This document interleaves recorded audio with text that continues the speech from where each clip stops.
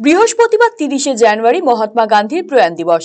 জাতির জনকের মৃত্যুবার্ষিকী উপলক্ষে প্রার্থনা সভা অনুষ্ঠিত হল রায়গঞ্জের কর্ণজোড়ায় অবস্থিত জেলা প্রশাসনিক ভবনে। উত্তর দিনাজপুর জেলা তথ্য ও সংস্কৃতি দফতরের উদ্যোগে এদিন এই বিশেষ অনুষ্ঠান অনুষ্ঠিত হয়। উপস্থিত ছিলেন অতিরিক্ত জেলাশাসক হাসিন জাহরা রিজভী, জেলা তথ্য ও সংস্কৃতি দফতরের আধিকারিক শুভম চক্রবর্তী সহ অন্যান্যরা।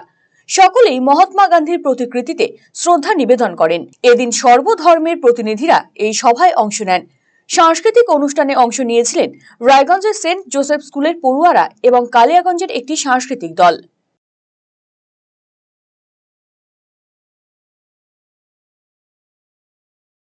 আজকে আপনারা জানেন যে আমাদের জাতির জনক মহাত্মা গান্ধীর মহাপ্রয়াণ দিবস।